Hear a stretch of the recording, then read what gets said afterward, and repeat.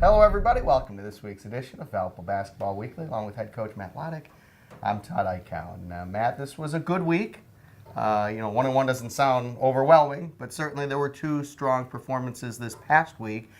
Starting with the game at Loyola, a team which is going to win the league title, probably going to win it outright, it looks like. And for 36 minutes, you were right there with them in a game on the road.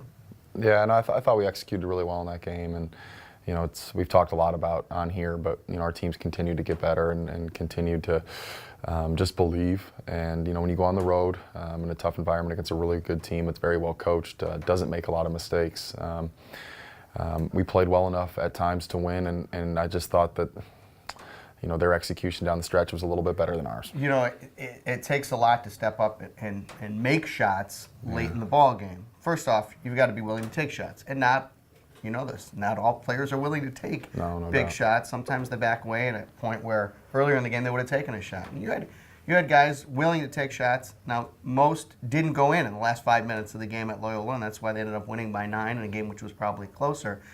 But then when you came back home and you had to make shots down the stretch, your guys stepped up. Same guys who missed the shots then made the shots on Saturday, and that's why you pulled away and won. Sometimes it's just a case of who makes shots in the final 5 minutes. Yeah, no doubt. I thought our shot selection at Loyola wasn't great in the last 4 minutes. I thought there was a couple quick shots, quick threes that we could have worked it, and we could have gotten that same shot with 2 or 3 seconds on the shot clock. So we talked about that specifically in film when we were preparing for Bradley, and I thought our guys executed very well down the stretch at Bradley, and obviously when you can throw in a 35-footer at the shot clock winding down, that always helps. You had that 21-0 run, and some people look at it like, boy, we're scoring and scoring and scoring. I look at it, in order to make a 21-0 run, you got to get stops after stops after stops, and it was really a great week for Jay Soroya. Played obviously an outstanding ball game at Loyola, and then in that last 5-minute stretch, every opportunity he had to alter a shot or knock a pass away,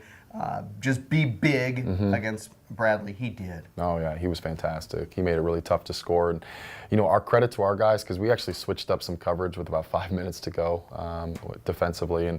And we hadn't really done that all year. We did it at halftime before, but we hadn't done it necessarily in the heat of a game. And our guys did really well, and we got a key turnover, key stop that and then shots started falling for us. We started feeling good, and that's kind of how runs start. So really pleased with the effort. All right, Malik McMillan did not get huge minutes this past week, but he made the most of his minutes this past week. Let's talk about his play, and then there's obviously been talk about he didn't get back in the game late in either of the 2 ball games, and maybe some of the thoughts. What was going through your mind in both situations? For Malik, anyone that's followed us closely, I think, can see the talent. And, what we see every day is just the maturation of understanding concepts, philosophies, and really, for us, how he can score, how he can utilize his talent. In the Loyola game, it was tough because they're so well coached and they run so many difficult actions that it was just hard to put him back in a tight game, because I didn't want to have a blown defensive assignment, which happens with young guys.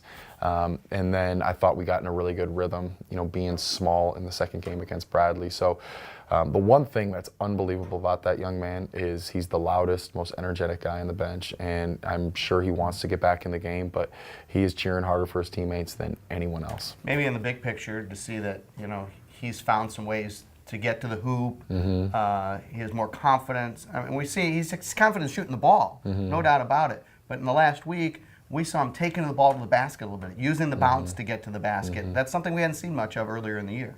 Yeah, I mean, probably just getting comfortable, and understanding a little bit of what's expected of him, having some success at the collegiate level. I mean, all that stuff takes time, and so Malik, what you all don't see in practice every day, we can see him, dominate for stretches in practice, and so again, it comes down a lot to the trust factor of executing and defensively, and with the actions that a lot of these teams are running, they put you in tough situations where you have to communicate and you have to really just understand it through experience. And sometimes for young players, it's just hard to do that on a consistent basis. Right. And we mentioned Malik had a solid week, but I think nobody had a better week than Marcus Golder, who continues to step forward. And we talked about maybe not making a few shots down the stretch against Loyola, but then against Bradley in the second half. A spectacular half of basketball from start to finish. Maybe one reason not to get Malik back in the game was hard to get Marcus off the court. Right. And he was making shot after shot, tough shots in big situations. Yeah, no, I mean he's done that pretty consistently, for the kind of the second half stretch of conference, and so been pleased with it. For him, I guess, Max was playing well, Marcus was playing well, Bakari and Tavan were all playing well, and so it was hard to get Malik back in there. But we've been really pleased with Marcus's effort and just the continued growth as a player. Right, playing, obviously, he had struggled through a stretch making shots. Yep. But boy, his confidence now shooting the three. You look at the numbers now, he's up to 40% shooting threes this year after that big slump he had throughout maybe mid-December through late January. That's quite a turnaround he's made. So a lot of that, you were a shooter. A lot of that's just you make one and it snowballs. Yeah, right? no, it snowballs, and he's got confidence. And the other thing that can't be missed is how well he's rebounding the basketball, especially on the defensive end when we've had him, guard fours. And he went up against Dante Thomas late in a couple of those, and they were just one-on-one battles for rebounds, and he was coming up with them. So, he's provided in a lot more ways, but obviously, at times this year we've really struggled to score, and he's been a nice benefit to have coming off the bench. All right, you look at this week, last chance to prepare for the conference tournament. It is senior night on Tuesday, which is always special, and you've got two kids who are four-year guys in the program, who are your lone seniors. You've been with them for 4 years. Let's start with maybe some thoughts on senior night, and then obviously you want to win games, but most importantly, you got to get ready for the conference tournament, which is most important. Yeah, for us, so, to speak on senior night, it's going to, be an emotional night, and, Max and Tavan, like you said, have been four-year guys, and, they have a special place in this program. They have a special place for me personally, and so been very proud of the careers that both of them have had, and I'm happy that we get to celebrate them.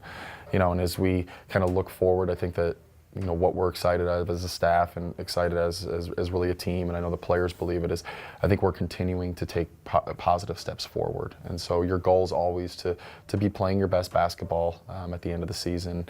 And right now, I think we are. And so we've just got to continue to build on that. Obviously, we have two really tough regular season games coming up, and we're going to have to play well, and we're going to have to execute well, and if we do that, we're going to have a chance to win. But we're looking forward to the prep and the competition. I was going to say, for sure, and we'll talk more about the Valley Tournament next week, but for sure it is like the season, although Loyola's the favorite, but it's certainly wide open, and you have shown throughout this last month that on any given day you can play with anybody in the league. Now you'll have them all on a neutral court as well. Yeah, no, we're looking forward to it. I think that just kind of happens, especially when you're as young as we are. We're the youngest team in the league. At some point, your young guys start to kind of grow up, and you're seeing that a little bit with Malik. You're seeing it with Marcus for sure. John Kaiser's been playing well. Bakari's obviously playing well. These are sophomores, freshmen we're talking about. And so Jay Soroya, you mentioned. And so, these guys are taking positive steps forward. We just got to continue to do it. All right, good luck this week. Thank you. For head coach Matt Loddick, I'm Todd Eichow. Thanks for joining us on Valpo Basketball Weekly.